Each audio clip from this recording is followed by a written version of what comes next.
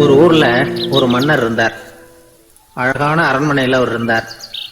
அந்த அரண்மனையை விட அழகா ஒரு மாளிகையை அந்த ஊர்லயே வேற ஒருத்தன் கட்டியிருந்தான். அப்படி கட்டி முடிச்சதுல அவனுக்கு ரொம்ப பெருமை.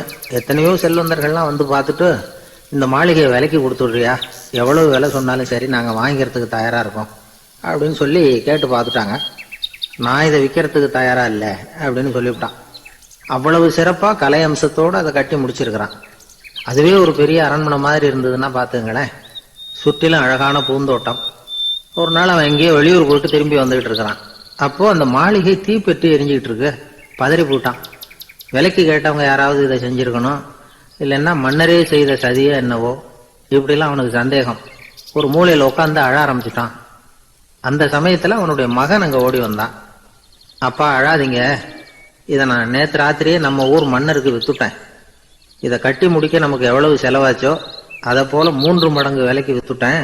கவலைப்படாதீங்க, இதை விட அழகான மாளிகையை நாம புதுசா கட்டிக்கலாம்னா. இதை கேட்டதும் அழுதுகிட்டு இருந்தவன் அழுகையை நிறுத்தினான். சிரிக்க ஆரம்பிச்சுட்டான். இதே இடத்த நான் வந்து மன்னர்கிட்ட இருந்து விலைக்கு வாங்குவேன், இதை விட அழகான மாளிகையை கட்டுவேன் அப்படின்னு சுத்தி நின்ன எல்லார்கிட்டையும் சொல்லிக்கிட்டு இருந்தான். இந்த சமயத்துல அவனோட இளைய மகன் ஓடி வந்தான். அப்பா, அண்ணன் சொன்னதெல்லாம் சரிதான், மன்னர்கிட்ட விலை பேசினதெல்லாம் உண்மைதான், ஆனா வித்தது பேச்சு அளவுல தான். இனிமேதான் பத்திரம் வாங்கணும், எழுதணும், நீங்க கையெழுத்து போடணும், பதிவு பண்ணணும், மன்னர்கிட்ட பணம் வாங்கணும். அதுக்காகத்தான் உங்களை எதிர்பார்த்துக்கிட்டு இருந்தோம்.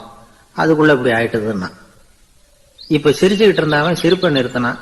மறுபடியும் குழந்தை மாதிரி அழ ஆரம்பிச்சுட்டான். இது ஒரு சம்பவம். இதுல இருந்து என்ன தெரியுது? அந்த அழகான மாளிகை தன்னுடையது அப்படின்னு நினைக்கும் பொழுது அவனுக்கு அழுகை வந்தது.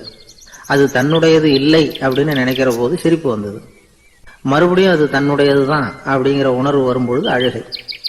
எது எதிலிருந்து நீ நீங்கி இருக்கிறாயோ அது அதிலிருந்து உனக்கு துன்பம் இல்லை அப்படிங்கிறார் திருவள்ளுவர். இந்த உடம்பு என்னுடையதில்லை அப்படிங்கிற உணர்வு வந்துட்டா அது ஒரு பெரிய நிலை. அந்த நிலை வந்து வரணும்.